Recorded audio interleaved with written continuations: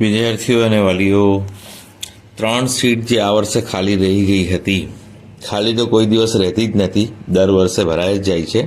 પણ આ વર્ષે MCCએ 6ઠ્ઠા રાઉન્ડની ના પાડી હતી કે MBBSમાં 6ઠ્ઠો નહીં થશે, ડેન્ટલ અને નર્સિંગમાં થશે. તેના કારણે આપણી એડમિશન કમિટી આગળ નહીં વધી હતી. તો મેડિકલ એસોસિએશન જે છે, મેડિકલ કોલેજ એસોસિએશન, એમણે હાઈકોર્ટમાં અપીલ કરી, અરજી કરી, અને અરજીના કારણે હાઈકોર્ટે ઓર્ડર આપ્યો કે ભાઈ હમણાં તો ડૉક્ટરોની અછત છે, ક્વોલિફાઈડ ડૉક્ટરો નથી. લેબાગુ ડૉક્ટરો તો ઘણા બધા છે, પણ ક્વોલિફાઈડ ડૉક્ટરો નથી. માટે તમે 3 બેઠક બી ખાલી નહીં રાખો, 1 બેઠક પણ ના રખાય. એટલે તમે ફરી રાઉન્ડ કરીને બાકીના વિદ્યાર્થીઓને આપો, જે લાયકાત ધરાવે છે એમણે આપો. એટલે એડમિશન કમિટીને મજબૂર કર્યા કે તમે રાઉન્ડ કરીને કે તમે સીટ એલોટ કરીને આ 3 સીટને પૂરી કરો. અને હાઈકોર્ટમાં હંમેશા તમને ઉકેલ મળતો હોય છે. 3જા રાઉન્ડ વખતે બી મેં કહ્યું હતું કે તમે હાઈકોર્ટમાં જાઓ, કંઈ નિરાકરણ થશે. પરંતુ અમુક લોકો મને એવું કહેતા હતા કે તમે સ્ટુડન્ટને ઉશ્કેરો છો. આપણે લોકસત્તામાં રહીએ છીએ, એમાં ઉશ્કેરવાની શું વાત છે? દરેક માણસને હક છે પોતાના અધિકાર માટે કે એ હાઈકોર્ટ સુધી જઈ શકે છે, કોર્ટ સુધી જઈ શકે છે, અને એ યોગ્ય નિર્ણયના માટે અપીલ કરી શકે છે. તે સમયે બધાએ નહીં કર્યું અને મારા પર એવું કહેતા હતા કે તમે ઉશ્કેરો છે. ભાઈ, ઉશ્કેરવાની વાત જ શું છે? હાઈકોર્ટમાં જવું એમાં શું ઉશ્કેરવાની વાત છે?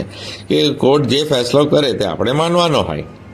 તો તે સમયે પણ જો ઘણા બધા ગયા હોતે ને તો સારા, હજુ રેન્ક નીચે ગયું છે ને, એટલું નીચે નહીં જતે, સારા રેન્કવાળાને કોલેજ મળી જતે, MBBS એમને મળી જતે. પણ તે વખતે કોઈ ગયું નહીં.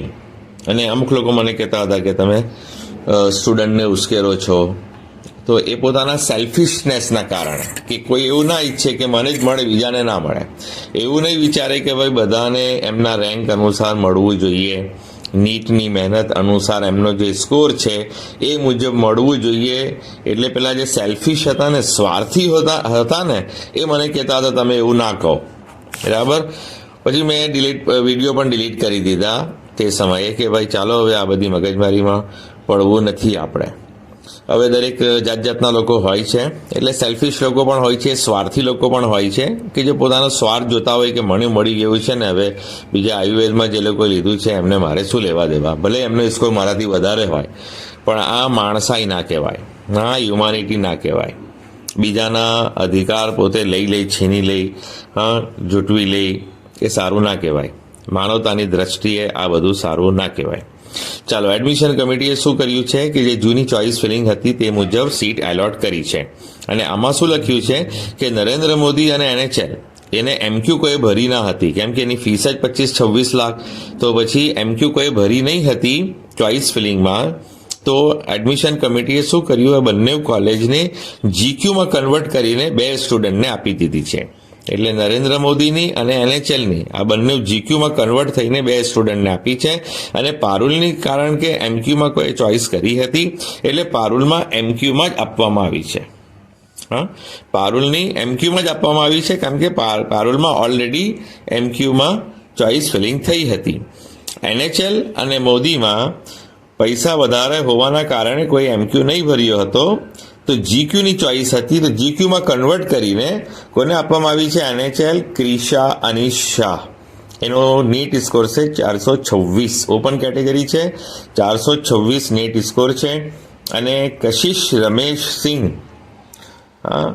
એક ક્રિશા છે, અને નરેન્દ્ર મોદીમાં કશિશ રમેશ સિંહ, એને સ્કોર 401 છે, ઓપન કેટેગરીથી છે, એને સીટ એલોટ કરવામાં આવી છે. એટલે આ 2 GQની થઈ, એક 426 ક્રિશા અનિશ શાહ અને એક કશિશ રમેશ સિંહ 401, બંને ઓપન કેટેગરીમાં.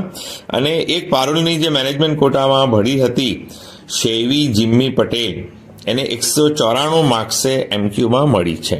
194 સ્કોરે MQમાં એને મળી છે. એટલે 3 દીકરીઓ જ છે. ચાલો, 3 દીકરીઓ ડૉક્ટર બનશે આપણા ગુજરાતમાં. વધારે બનશે, બધી બને જ છે, પણ 3 દીકરીઓ છે કે છેલ્લા રાઉન્ડમાં 3 દીકરીઓને મળી છે. એકને NHLમાં મળી છે, એકને નરેન્દ્ર મોદી AMCમાં મળી છે, અને એકને પારુલ મેનેજમેન્ટ કોટામાં મળી છે. એટલે હવે આ ત્રણેય જણ કન્ફર્મ કરી લે તો સારું. પેલે બે તો કરી જ લેશે, પણ આ ત્રીજામાં જો આ મેનેજમેન્ટ કોટાની પાછી ખાલી રહેશે તો પાછી એડમિશન કમિટીએ બીજા કોઈ સ્ટુડન્ટને એલોટ કરવી પડશે.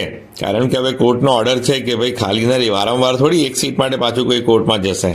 એટલે એડમિશન કમિટીએ હવે પૂરું કરવું જ પડશે, કેમ કે એમની પાસે કોર્ટની પરમિશન આવી ગઈ. એમસીસીએ ના પાડી હતી, પણ ગુજરાત હાઈકોર્ટની પરમિશન આવી ગઈ છે.